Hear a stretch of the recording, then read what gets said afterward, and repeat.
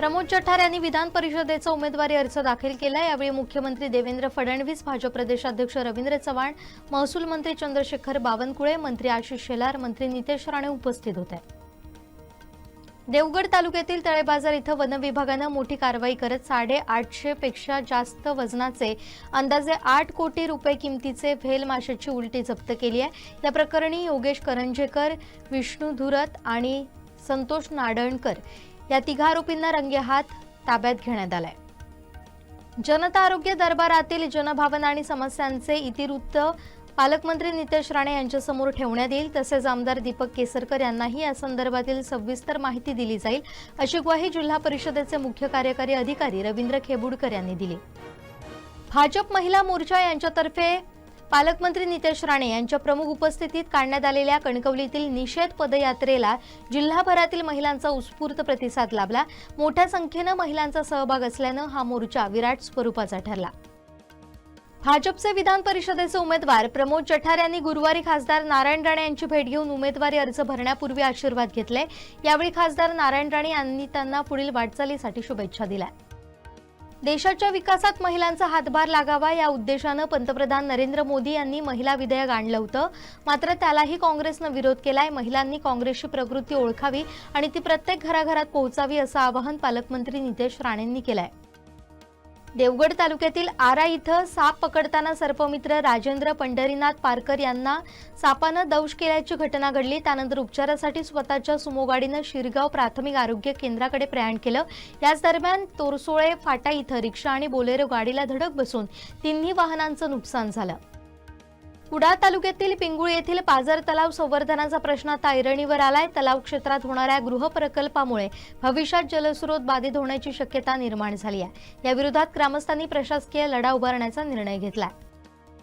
ठाकरे शिवसेना सिंधुदुर्ग जिल्हा प्रमुखपदी निवड झाल्यानंतर प्रथमच दोडामार्ग तालुक्यात आलेल्या वैभव नाईकांचं जंगी स्वागत करण्यात आलं। जिल्हा परिषद अध्यक्ष आणि आरोग्य सभापती आम्हाला लग्नाला जाणार असल्याचं कारण सांगून आरोग्य जनता दरबारातून गेलेले असताना जिल्ह्यातील अधिकाऱ्यांची बैठक नेमकी कोणासोबत होती असा सवाल नंदन वेंगुर्लेकर यांनी उपस्थित केलाय। सावंतवाडी येथील सर्वोदय नगर परिसरात मारहाण केल्याप्रकरणी अटकेत असलेला मुख्य संशयित आरोपी सागर कारेवडेकर याला न्यायालयात हजर केलं असता न्यायालयानं त्याला 14 दिवसांची न्यायालयीन कोठडी सुनावली आहे।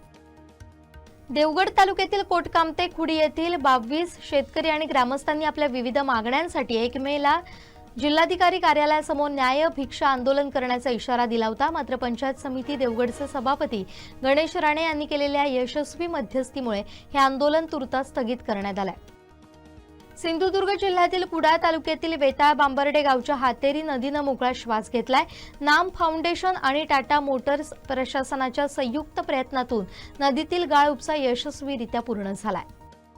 सिंधुदुर्ग जिल्हाधिकारी कार्यालयामध्ये आयोजित साहित्य अभिवाचन कार्यक्रमादरम्यान भटक्या कुत्र्यांचे भावविश्व सांगणारी संवेदनशील आणि भावनाविवश कलाकृती स्वररचित कविता जिल्हाधिकारी तृप्ती धोडमिसे यांनी सादर केली।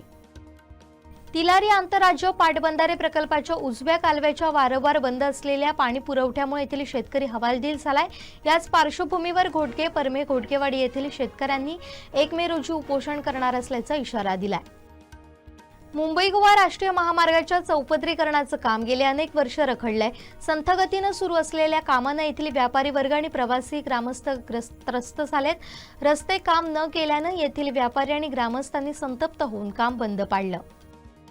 चिपळूण येथील 14 वर्षांच्या शाळकरी मुलीला पळवून नेऊन तिच्यावर लैंगिक अत्याचार करणारा आरोपी संदेश सोमा बारे याला चिपळूण येथील विशेष न्यायालयाच्या न्यायाधीश डॉक्टर अनिता नेवसे यांनी 20 वर्ष सक्त मजुरी आणि 50,000 रुपये दंड अशी शिक्षा ठोठावली आहे। वाढत्या उष्म्यामुळे धरणांमधील पाण्याची पातळी झपाट्याने खालावते। जिल्ह्यातील 3 मध्यम धरण प्रकल्पांमध्ये 5.94% पाणीसाठा घटलाय, तर 36 लघु पाटबंधारे प्रकल्पांमध्ये 1.84% पाणीसाठा घटलाय। दरम्यान रत्नागिरी, खेड, राजापूर, दापोली तालुक्यातील पाणी टँकर धावू लागले।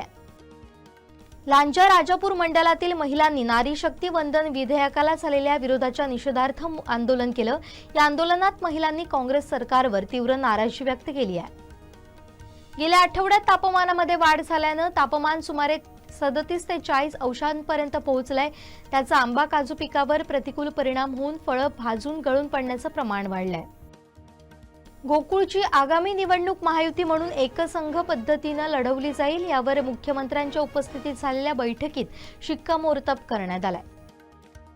बच्चू कडूंनी शिवसेनेत प्रवेश केलाय, त्यानंतर त्यांना विधान परिषदेची उमेदवारीही जाहीर करण्यात आली आहे। तसेच उपमुख्यमंत्री एकनाथ शिंदेंनी त्यांचं कौतुक केलंय। उदय सामंत यांनी संजय राऊतांच्या टीकेला उत्तर देताना प्रत्येकानं दिव्याखाली किती अंधार आहे तो बघितला पाहिजे असा टोला लगावलाय। बच्चू कडू यांच्या शिवसेना प्रवेशामुळे शिवसेनेला ताकद मिळेल असं विधान मंत्री उदय सामंत यांनी केलंय। जागतिक बाजारांमधून मिळत असलेल्या नकारात्मक संकेतांमुळे राष्ट्रीय आणि मुंबई शेअर बाजारात गुरुवारीही घसरण दिसून आली। मुंबई शेअर बाजाराचा निर्देशांक सेन्सेक्स आणि निफ्टी सुमारे 1.5% घसरले।